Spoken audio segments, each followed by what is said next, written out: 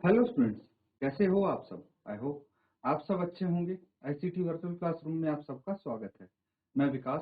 बच्चों, class 10th का maths कर रहे हैं हम। चैप्टर है आपका pair of linear equations in two variables. तो इस चैप्टर को यहाँ पे करने वाले हैं। कुछ क्वेश्चंस हम यहाँ पे कर रहे थे बच्चों। तो सबसे पहली चीज जो मैं आपको बोलूंगा, एक बार इस मेथड को रिवाइज जरूर कर लें। कौन सा मेथड हम कर रहे थे? Cross multiplication method. क्रॉस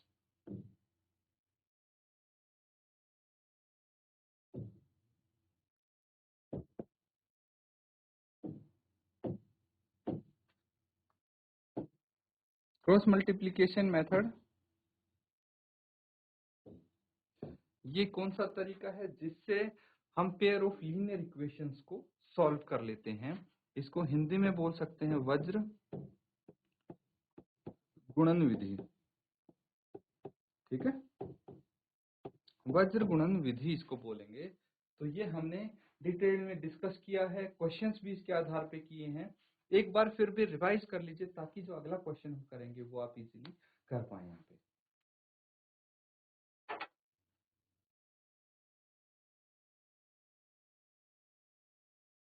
ठीक है बच्चों, अगर रिवाइज कर लिया है आपने तो अब आप क्वेश्चन कर सकते हैं।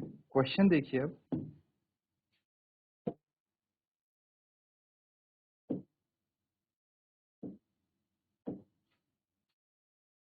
ये है question.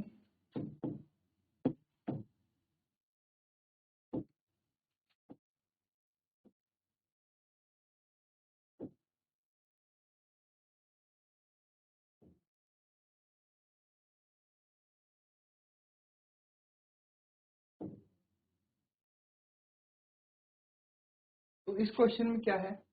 For which values of a and b will the following pair of linear equations have an infinite number of solution.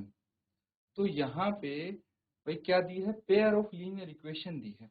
जैसे फर्स्ट इक्वेशन ये है और दूसरी इक्वेशन आपको ये दी गई है ना।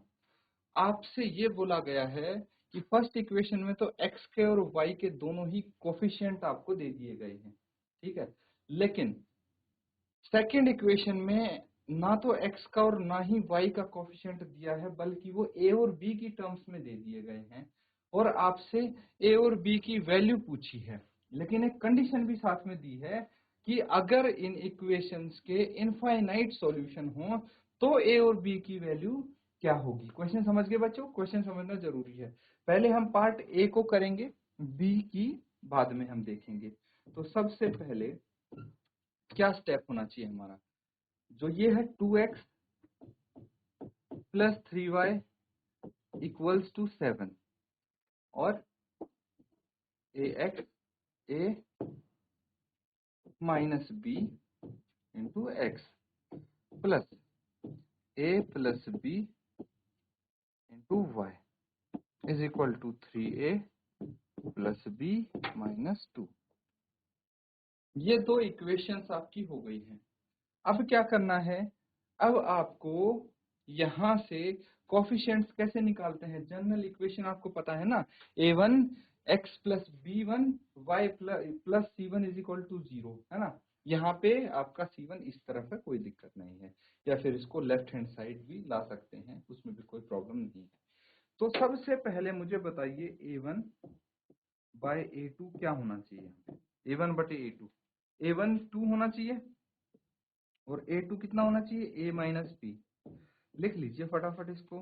अब ऐसे ही b1 बाय b2 क्या होना चाहिए?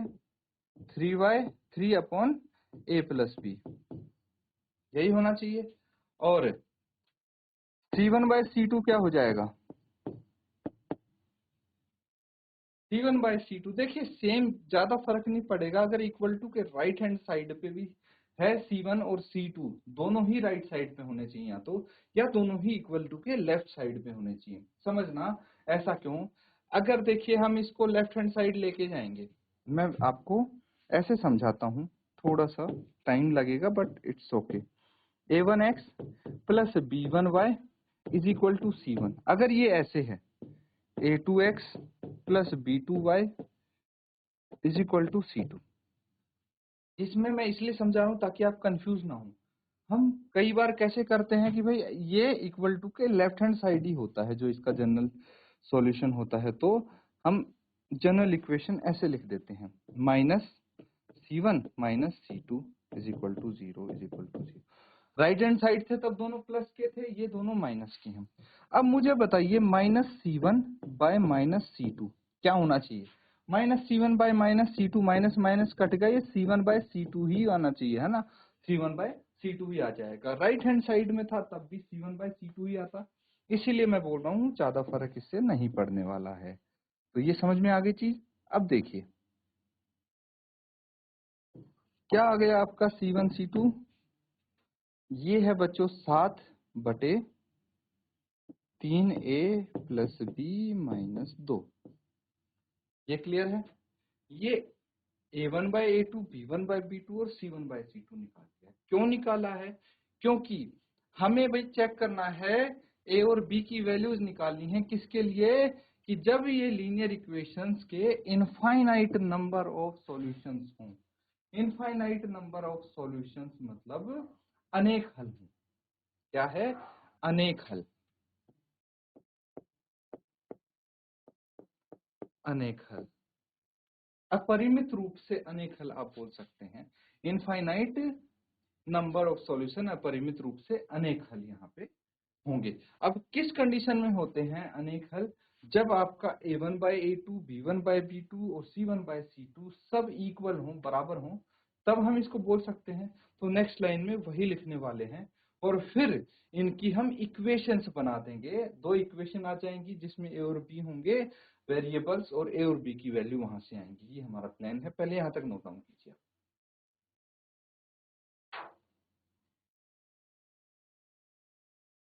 तो बच्चों कर लिया सबने? नोट डाउन कर लिया? अब आप लिखेंगे for infinite number of solutions.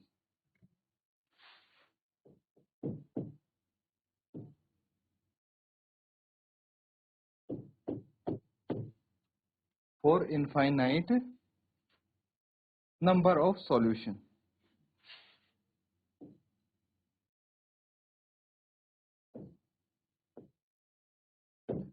अपरिमित रूप से अनेक हल के लिए क्या होना चाहिए आपके पास? a1 by a2 is equal to b1 by b2 is equal to c1 by c2, ये होना चाहिए। तो हम जो इनकी वैल्यूज थी उनको रख दें, 2/a minus b is equal to 3/a plus b is equal to 7/3a। क्या था ये? देखिए ये वैल्यूज रखिए मैंने, 2/a minus b, 3/a plus b, 7/3a plus b minus 2, 3a plus b minus 2। Clear है? अब एक बार इसको इसको हम इक्वल करके रख देंगे जिससे एक इक्वेशन आ जाएगी। एक बार हम इसको या इसको कर देंगे, या इसको या इसको किसी को भी इक्वल करके रख देंगे ताकि हमारे पास दो इक्वेशन आ सके। तो सबसे पहले मैं 2a by a minus b is equal to 7/3a plus b minus 2 को इक्वल रख देता हूँ। भाई तीनों इक्वल है तो किन्हीं दो को बराबर रख दो आप। अब क्रॉस मल्टीप्लाई करेंगे तो ये आ जाएगा 2 into 3a plus b minus 2 is equal to 7 into a minus b. ठीक है? सॉल्व करेंगे, ब्रैकेट ओपन कीजिए, 6a plus 2b minus 4 is equal to 7a minus b. यही आएगा, 7a माइनस 7b होना चाहिए।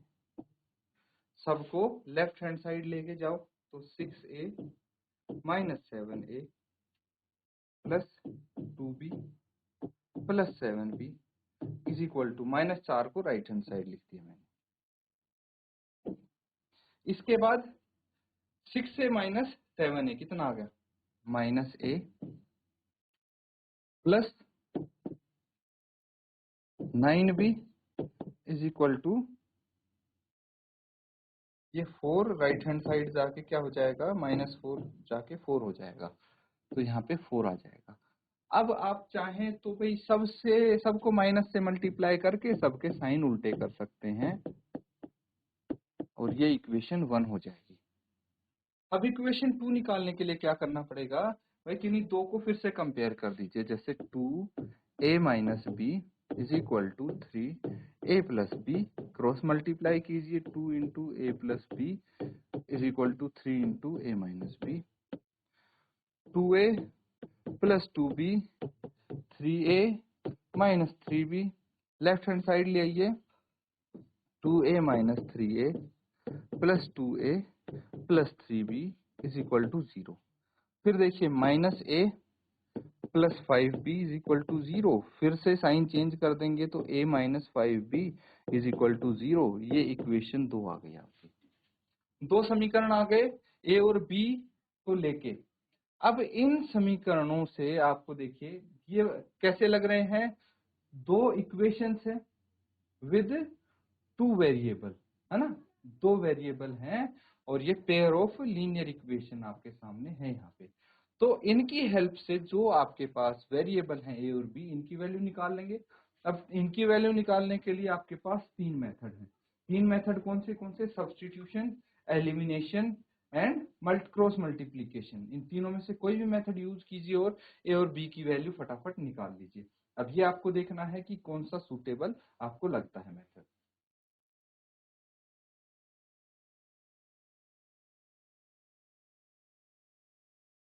ठीक है बच्चों, यहां तक कर लिया सबने नोट डाउन। अब आगे हम करते हैं। देखिए मुझे जो सूटेबल लग रहा है, ज्यादा इजी आपको कौन सा पढ़ना चाहिए? वैसे तो सभी इजी हैं, लेकिन जल्दी कौन सा हो जाएगा अगर मैं एलिमिनेशन मेथड यूज करता हूं यहाँ पे, क्योंकि देखिए ए दोनों यहाँ पे दोनों के कोफिशिएंट सेम है ना, तो इसमें इक्वल बनाने के लिए मेहनत नहीं करनी पड़ेगी कोफिशिएंट्स को, तो हम सीधा सब्ट्रैक्ट कर सकते हैं। Subtract equation 2 from equation 1। भाई समीकरण 2 घटा दीजिए एक में से। अब समीकरण 1 क्या है देख लीजिए। समीकरण 1 है a माइनस 9b माइनस 4, है ना, a minus 9b is equal to minus 4, a minus 5b is equal to 0। ये है, साइन आप कर देंगे चेंज, है ना, और इसको अब आप घटा दीजिए। क्या आ जाएगा? ये आ जाएगा बच्चों प्लस ए माइनस ए कट गया, माइनस 9 एंड प्लस 5, तो माइनस 4 बच गया, 4b इज इक्वल टू कितना आ जाएगा? ये 4 माइनस 4 यहाँ पे आ जाएगा। अगर माइनस 4 है तो b कितना आ जाएगा? माइनस 4 बटे माइनस 4, कैंसल आउट कर दीजिए, b इज इक्वल टू 1 आपका आ जाएगा यहाँ पे। अब किसी एक समीकरण में b की वैल्यू पुट करके देख लें, पुट या सब्स्टिट्यूट।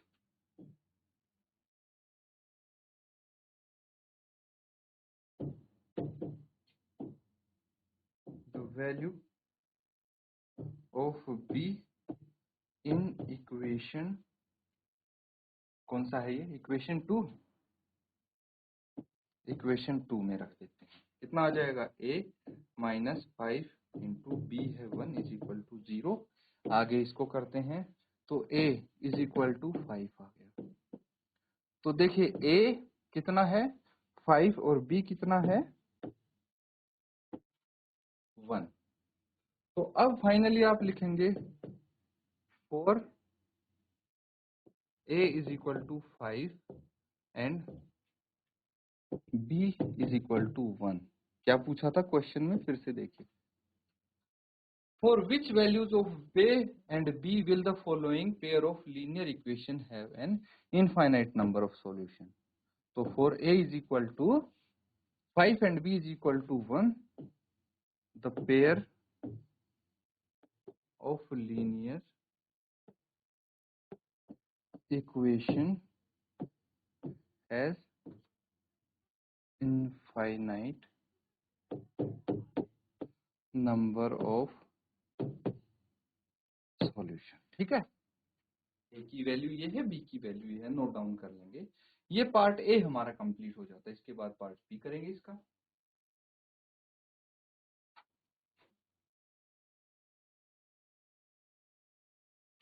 तो बच्चों कर लिया है नोट डाउन। आगे देखिए, अब हमें करना है इसका सेकेंड पार्ट। दूसरा भाग क्या है? यहाँ पे भी आपको दो इक्वेशन दी हैं। For which value of k will the following pair of linear equations have no solution. तो ये आपकी लीनियर इक्वेशन है। सेकंड पार्ट के लिए देखिए 3x plus y is equal to 1, 2k minus 1 x plus k minus 1 y is equal to 2k plus 1। यही है। तो यहाँ पे आपको क्या बोला गया है कि भाई k की कौन सी वैल्यू के लिए ये लीनियर इक्वेशन का नो सॉल्यूशन होगा, कोई भी हल नहीं होगा। तो सबसे पहले मुझे ये बताइए कि भाई कोई भी हल नहीं होने के लिए कौन सी कंडीशन होनी चाहिए। उसके लिए हमें a1 बाय a2 निकालना पड़ेगा। कितना है 3 बाय 2k माइनस 1। फिर b1 बाय b2 कितना होगा y बटे k माइनस 1। y नहीं, यहाँ पे आएगा 1, 1 बटे k minus 1। And c1 by c2 ये आ जाएगा 1 बटे 2k प्लस 1। ठीक है। फॉर नो सॉल्यूशन, देखिए मैं यहीं पे लिख देता हूं, for no solution we have, for no solution a1 by a2 बराबर होता है b1 बाय b2 के, लेकिन ये बराबर नहीं होता c1 बाय c2 के। ऐसा ही होता है। तो बस जो हमारे पास a1 by a2, b1 by b2, c1 by c2 है, उनकी वैल्यू यहाँ पे पुट कर देंगे। आज तक नोट डाउन कीजिए, फिर आगे करते हैं।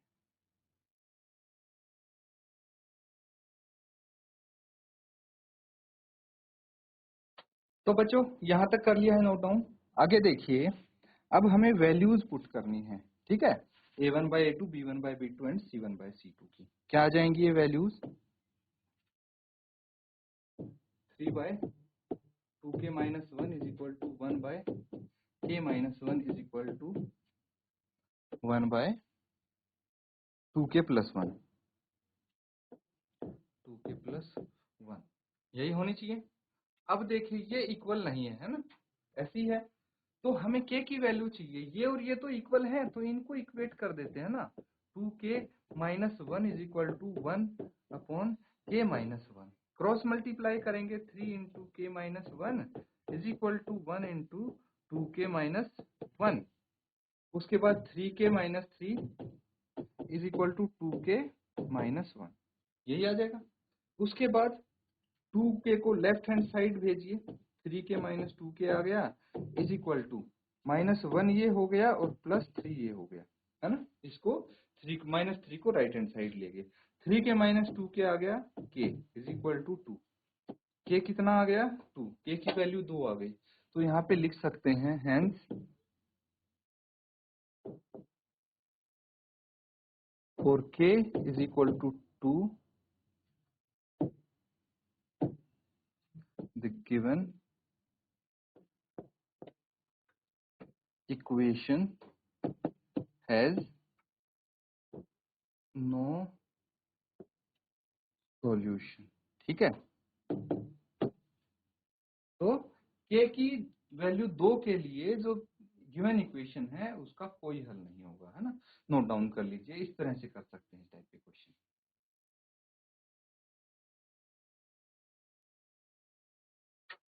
तो ठीक है बच्चों, ये सब ने कर लिया होगा। अब देखिए, अब किस टाइप के क्वेश्चन आपको करने हैं। अब आपको वर्ड प्रॉब्लम्स दिए होंगे और ये वर्ड प्रॉब्लम सॉल्व करेंगे आप, है ना। तो वर्ड प्रॉब्लम तो बहुत सारे कर चुके हैं आप, तो इसीलिए इसमें आपको परेशानी नहीं होनी चाहिए। मैं बता देता हूं, थोड़ा समझा देता हूं। Form the pair of linear equations in the following problem and find their solution if they exist by any algebraic method. ठीक है। यहाँ पे आपको बोल दिया गया है एनी एल्जेब्रिक मेथड, लेकिन मैं आपको बोल रहा हूं इसको रहने दो, आप इसको हटा दो। ठीक है। और यहाँ पे इसकी जगह आप करेंगे cross multiplication, cross multiplication method. ताकि आपका वो मेथड प्रैक्टिस हो जाए। ठीक है बच्चों, तो क्रॉस मल्टीप्लिकेशन मेथड से यानी वज्र गुणन विधि से आप इसको करेंगे। तो किसी भी बीज गणितीय विधि को की जगह आप लिखेंगे वज्र गुणन विधि। ठीक है, वज्र गुणन विधि से करेंगे। तो ये इस टाइप के जो क्वेश्चन आपको दिए हुए हैं, ये तो काफी सारे आप कर चुके हैं। पहले क्वेश्चन को पढ़ना है, फिर इसके इक्वेशन बनानी है, पेयर ऑफ लीनियर इक्वेशन बनेगी इन टू वेरिएबल, और जो पेयर ऑफ लीनियर इक्वेशन आ जाए उसको क्रॉस मल्टीप्लिकेशन मेथड से हल करेंगे आप। ये आपका होमवर्क हो जाएगा बच्चों। ठीक है, तो इसको अच्छे से नोट डाउन कर लेंगे आप।